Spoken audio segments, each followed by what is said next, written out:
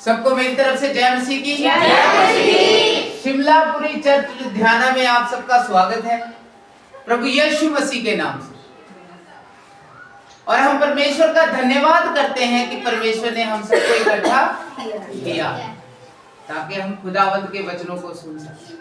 हम सारा हफ्ता अपने अपने कामकाज में बिजी रहते हैं, लेकिन ये जो समय हमें परमेश्वर ने दिया है अपने वचनों को सुनने के लिए, हम सुनाते हैं हमेशा।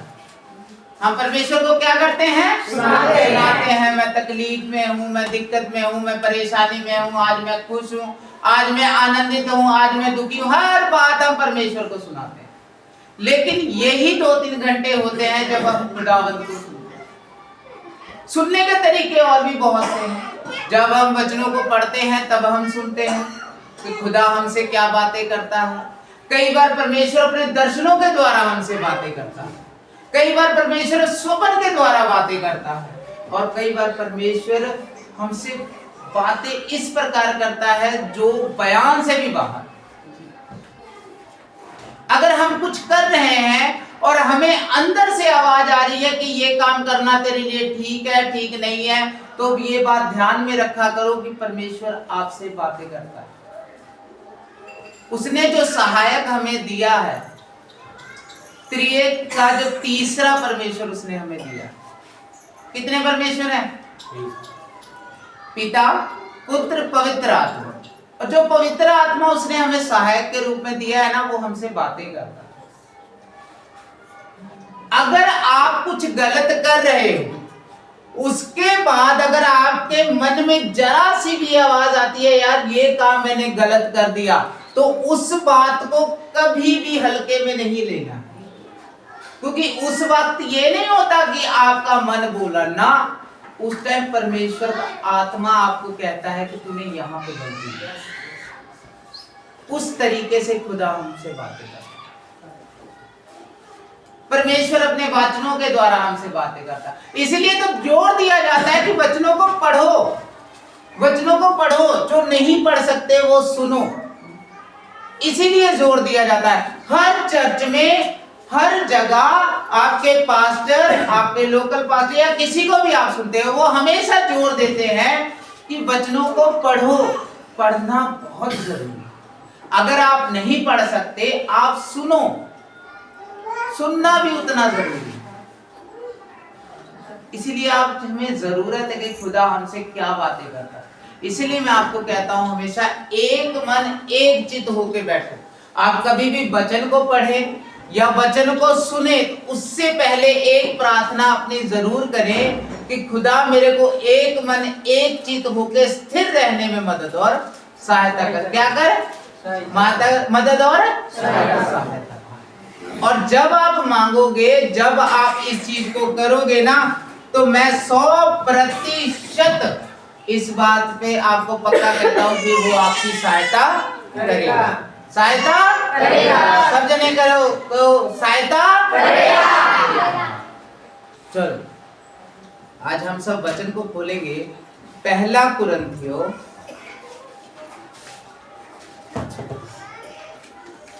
10:13।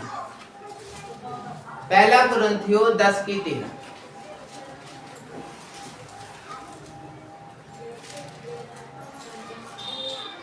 कितने जन फेसबुक चलाते हैं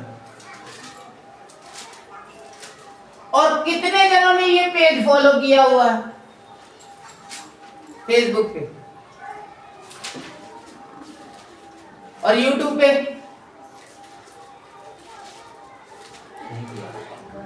फॉलो करो। जो भी वीडियोस अपलोड होती हैं, कितने जन दोबारा देखते हैं उसको?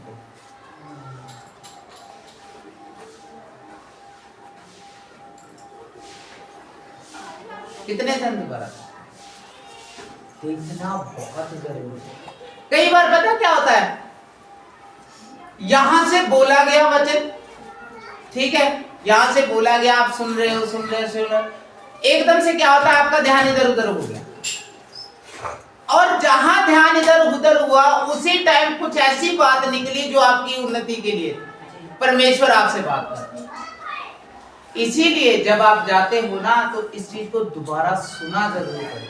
इसीलिए कहता हूं एक मन एक चित्त होकर बैठिए, क्योंकि आप नहीं जानते कि उस एक पल में आप क्या गवा सकते हो और क्या पा सकते हो। चलो आइए हम सब खोलेंगे पहला कुरिन्थियों, हाँ जी 10:13। तुम किसी ऐसी परीक्षा में नहीं पड़े, हाँ जी, जो मनुष्य के सहने से बाहर है। हाँ जी, परमेश्वर सच्चा है, हाँ जी, और वह तुम्हें सामर्थ से बाहर परीक्षा में ना पड़ने देगा। सामर्थ से बाहर परीक्षा में ना पड़ने देगा। अभी पास्टर जी की गवाही कितने लोगों ने सुनी? गवाही कितने लोगों ने सुनी? हम सबने सुनी गवाही। तो उन्होंने क्या शब्द बार बार बोला कि जितना सहन योग्य है उतनी ही क्या बढ़ेगी? परीक्षा बढ़ेगी। जितनी सहन योग्य आप कर सको, जितना आप सह सको, उतना ही दुख आप पे आएगा। उतना ही क्या आएगा? क्या आएगा? जितना आप सहन कर सको। यहाँ पे क्या लिखा है? कहता तुम किसी ऐसी परीक्षा में नहीं पड़े जो मनुष्य के सहने से बाहर है, और परमेश्वर विश्वास योग्य है, वह तुम्हें सामर्थ्य से बाहर परीक्षा में ना पड़ने देगा, वरन परीक्षा के साथ निकास भी करेगा कि तुम सह सको, कि तुम सह सको। परीक्षा उतनी ही आएगी जितनी तुम सह सको। सहन से बाहर कोई भी चीज तुम्हें नहीं देगा। वो क्यों नहीं देगा? क्योंकि तुम सह नहीं पाओगे। अगर वो एक ही बार में पूरा प्रेशर डाल दे, खत्म। क्या हो जाएगा? खत्म। इसलिए तो वो कहता अगर वो दंड देता है ना, वो तुम्हें, तुम्हारे पोतों को, तुम्हारे पर पोतों को और उनके बच्चों, यानी कि दंड कितनी पीढ़ियों तक चला? 4 पीढ़ी तक। कितनी पीढ़ियों तक? 4 पीढ़ी तक। क्योंकि उसे पता है अगर मैं एक पीढ़ी तक इसे रखूंगा तो ये सहन नहीं कर पाएंगे। इसी प्रकार जब वो दया करता है तो वो क्या कहता है? हजारों पीढ़ियों तक क्या करता है? उसकी दया चलती रहती, उसकी दया चलती रहती। दाऊद जिस टाइम खत्म हो गया, या अब्राहम जिस टाइम खत्म हो गया, लेकिन उसके वंश पे वो जो दया थी परमेश्वर की वो बनी रही। अब्राहम के जाने के बाद भी हजारों सालों तक वो दया परमेश्वर उन पर करता रहा। जिस टाइम दाऊद खत्म हो गया, दाऊद के जाने के बाद भी कई हजार सालों तक परमेश्वर उन पर दया करता रहा। क्यों? क्योंकि उसने उससे वायदा किया। वो अगर बाप दादाओं का दुख देना जानता है तो वो बाप दादाओं की आशीष भी देना चाहता है।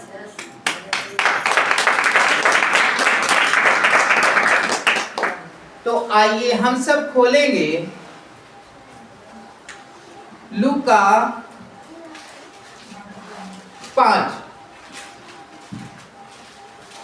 कोई एक जना खोले, बाकी सब ध्यान दो, बस बाकी बाइबल बंद कर दो, अपने घर जाके पढ़ लेना। लूका 5:1 से। जब भीड़ परमेश्वर का वचन सुनने के लिए उस पर गिरी पड़ती थी। ओ लूका नहीं, सॉरी मेरी गलती है, यूहन्ना 5, मेरी गलती है, यूहन्ना 5।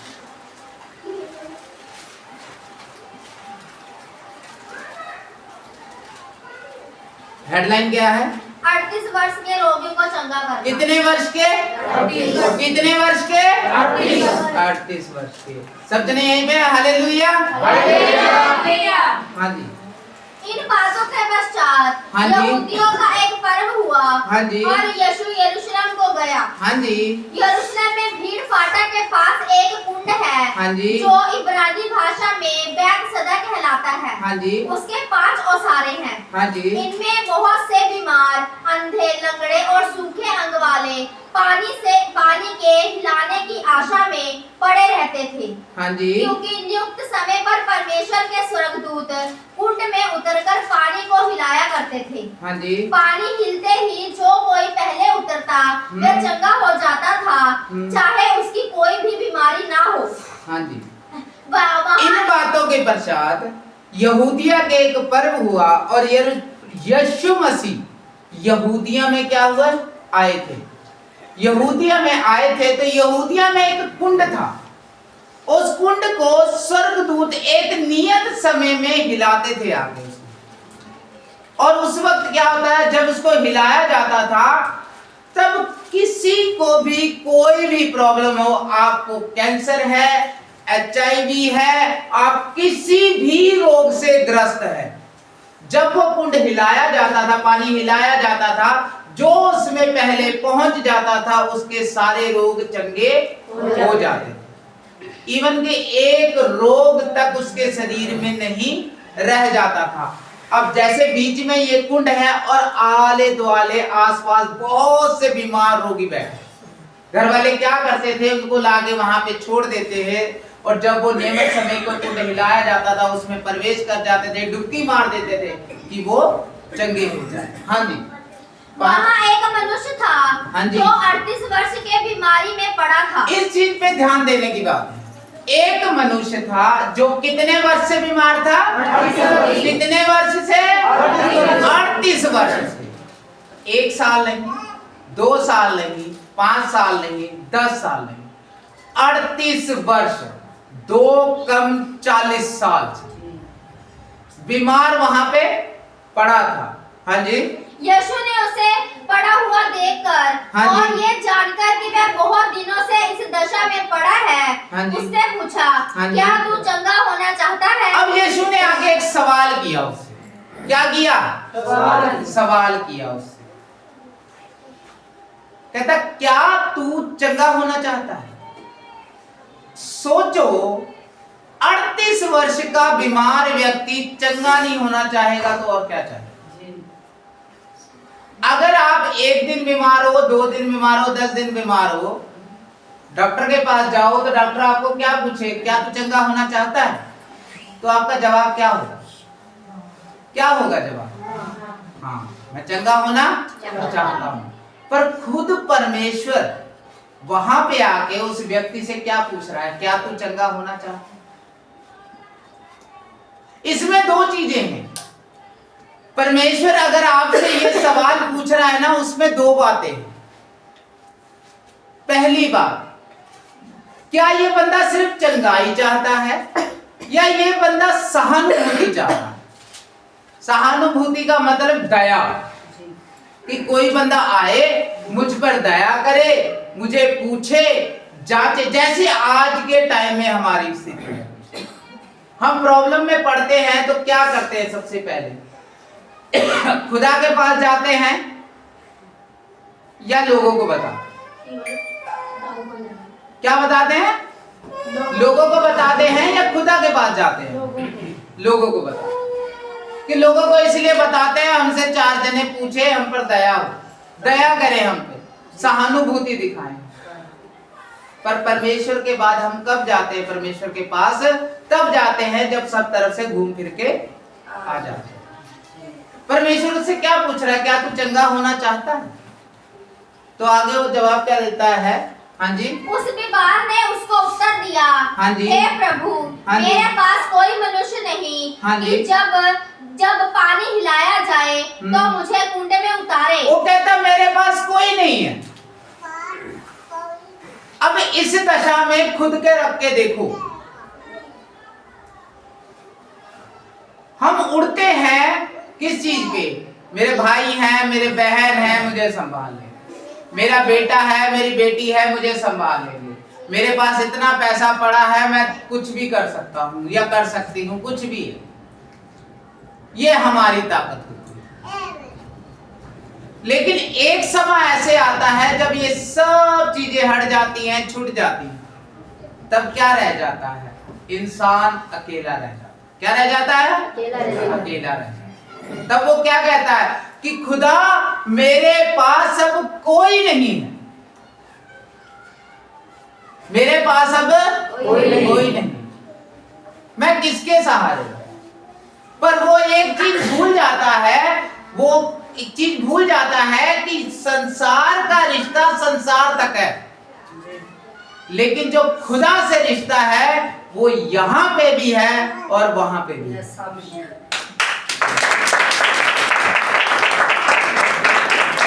जिस दिन व्यक्ति ये समझ गया कि अगर ये जो रिश्ता मैं निभा रहा हूं वो सिर्फ पृथ्वी तक का है और जो रिश्ता खुदा चाह रहा है वो यहाँ का भी है और वहां का भी है, तो इंसान कभी अकेला नहीं रह सकता।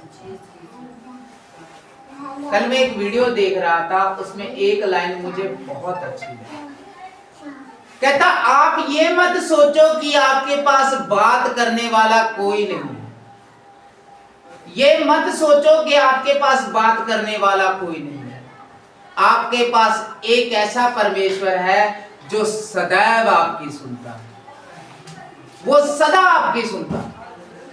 उससे आप जितनी मर्जी बातें करो, दिल खोल के बातें करो उससे, वो आपको कभी अकेला रहने नहीं देगा, कभी अकेला नहीं रहेगा। वो कहता, मेरे पास कोई नहीं है जब ये कुंड में मुझे उतारे, जब पानी हिला जाए, परंतु मेरे पहुंचते पहुंचते दूसरा मुझसे पहले उतर जाए। क्या कर जाता है? उतर जाता। तब यीशु ने उससे कहा, उठ, अपनी खाट उठा और चल। फिर वह मनुष्य तुरंत चंगा हो गया और अपनी खाट।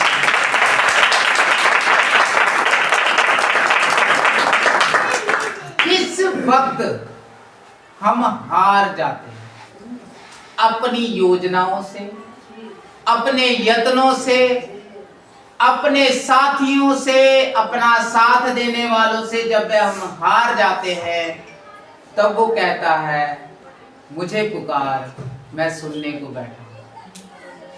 और वो हाथ क्या करता है? संभालता है। पतरस पानी पे चल रहा था, जब उसका मन भटका, वो डूबने लगा, उसने एक प्रार्थना की, एक लाइन की कि परमेश्वर मुझे बचा, और उसी वक्त वो हाथ उसके साथ आया और उसने हाथ।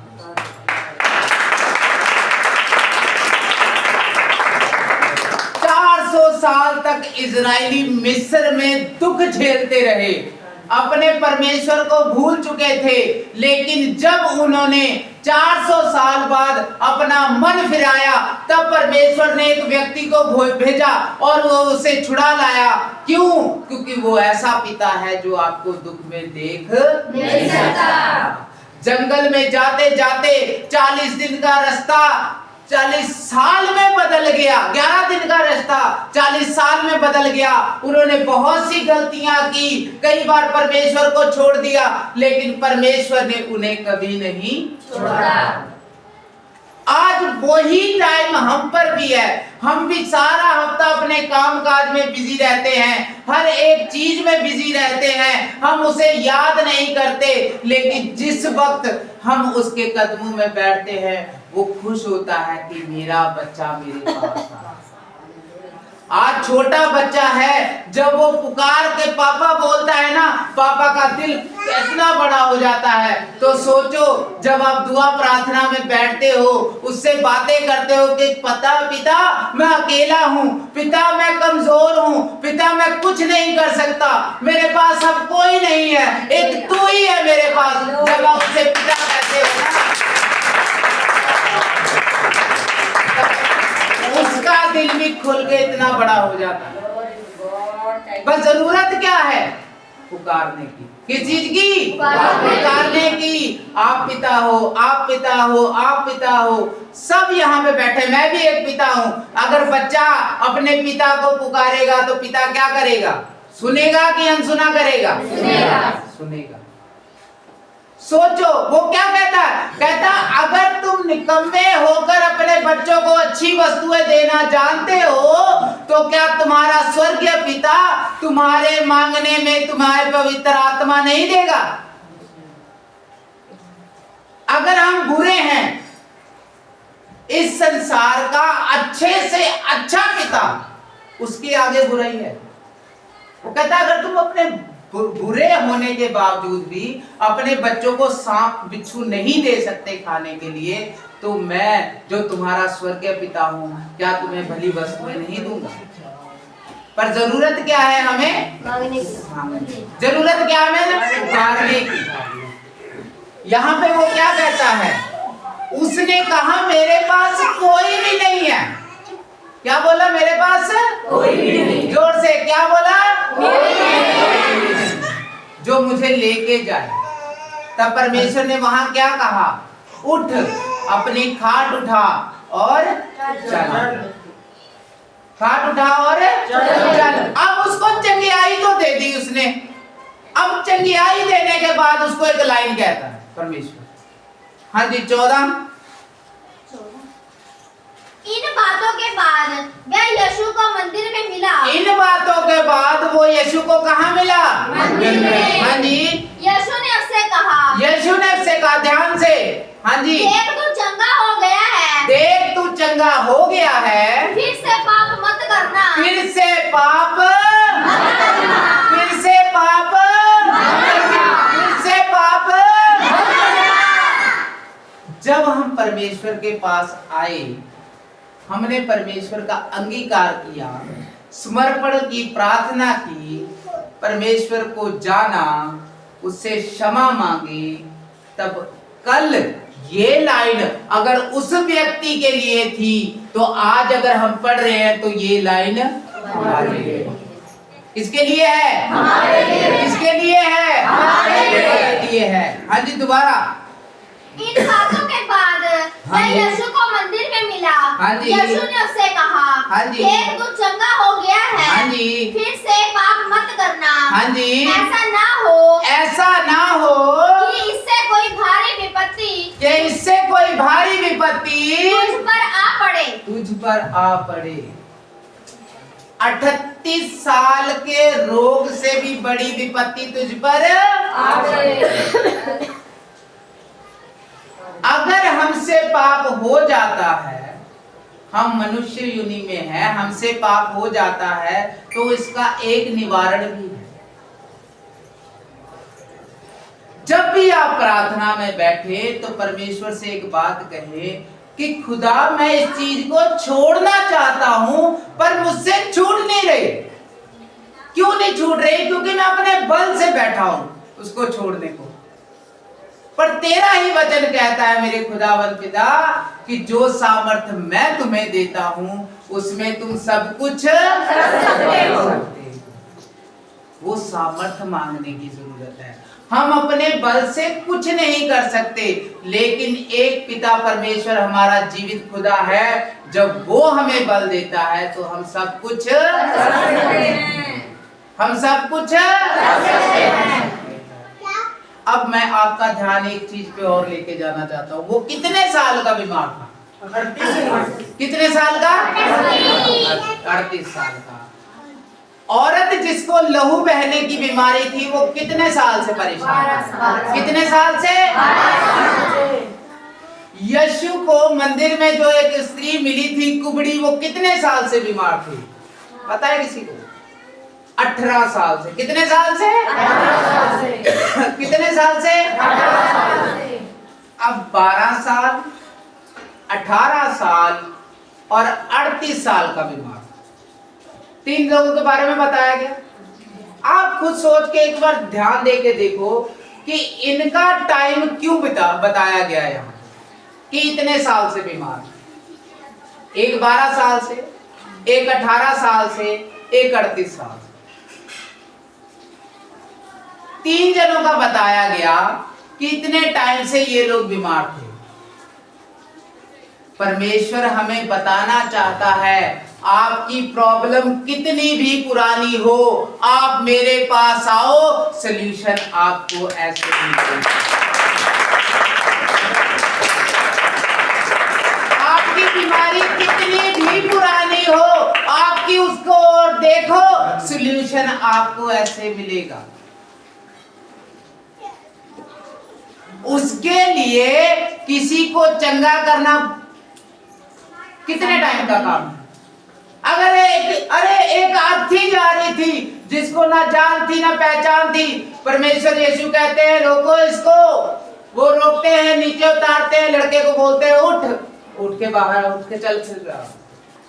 एक मुर्दा 4 दिन का कब्र में पड़ा हुआ है, परमेश्वर ने एक आवाज लगाई, लाजर बाहर आ।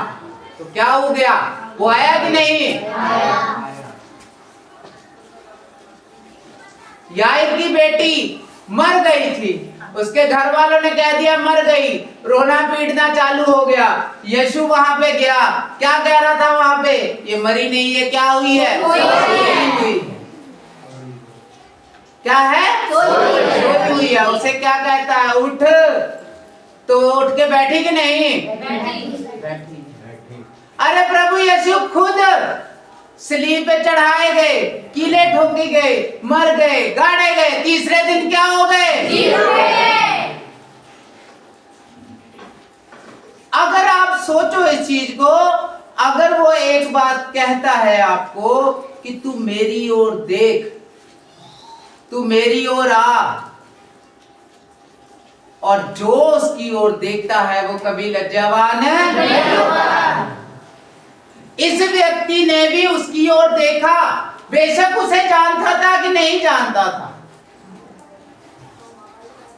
इतने सारे रोगी, उसमें परमेश्वर इसके पास ही क्यों गया? इसके पास ही क्यों गया? सोच के देखो। लुधियाना इतना बड़ा है, करोड़ों की आबादी है, खुदा ने आपको ही क्यों बचाया?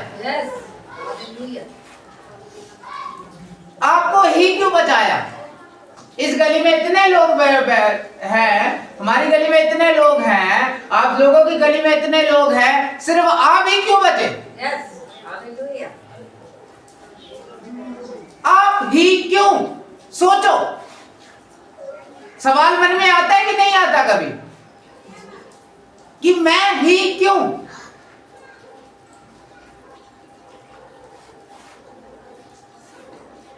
सौ 150 हजार लोग रहते हैं गलियों में, लेकिन आप ही क्यों? खुदा की मर्जी आप में पूरी होनी है। खुदा की क्या होनी है? पूरी मर्जी आप में पूरी होनी है।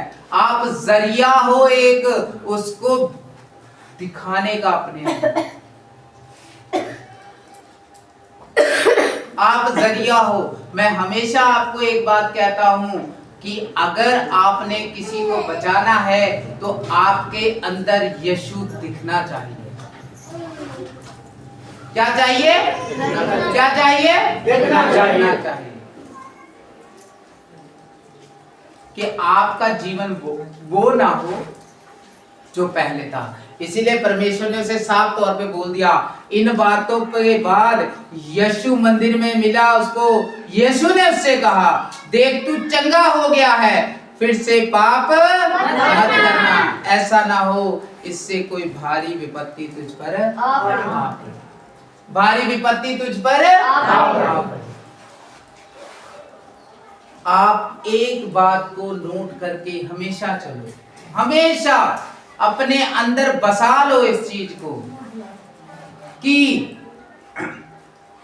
प्रॉब्लम 1 साल पुरानी है, 1 महीने पुरानी है, 10 साल पुरानी है। आप उसको लिए प्रार्थना कर रहे हो, लेकिन आपको उत्तर नहीं मिल रहा।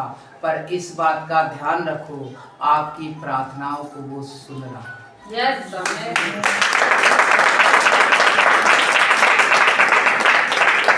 आपने एक बार प्रार्थना की, आपका सलूशन मिल गया, आप प्रार्थना करनी उस बारे में छोड़ दोगे।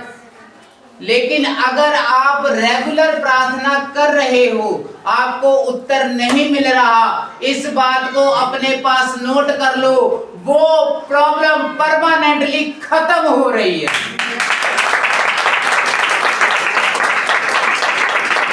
38 साल का रोगी, 12 साल की रोगन, 18 साल की कुबड़ी स्त्री जब उसके पास गई, उससे मिली, वो तुरंत चंगी हो गई। उसके बाद कहीं नहीं लिखा कि उनको दोबारा वो रोग हुआ।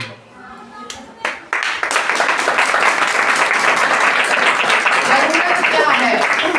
जानने की, पहचानने की। 12 साल की रोगन क्या किए? उसको पल्लू को क्या किया था? उसने छू लिया था। उससे पहले उसने एक काम किया था। मती कहता है, उसने कहा कि अगर मैं उसके पल्ले को छू लूंगी तो मैं चंगी हो जाऊंगी। लूका कहता है अगर वो मन में कहती थी अगर मैं उसके पल्ले को छू लूंगी वो मैं चंगी हो जाऊंगी। एक जगह पे लिखा है मन में, एक जगह पे लिखा है जुबान से बोलकर। वचन क्या कहता है? तुम अपने मुंह से क्या करो और मन में मान लो कि वो मुर्दों में से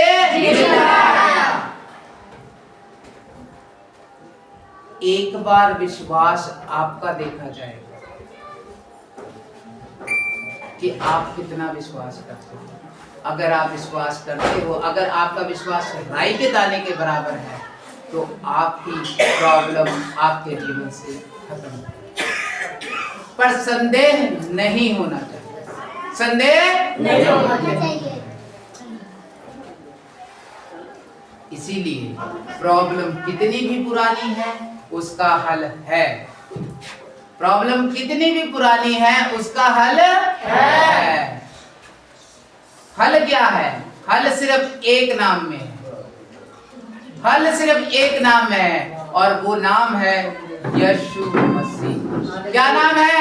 यीशु मसीह। क्या नाम है? यीशु मसीह। परमेश्वर के नाम में एक बार जोरदार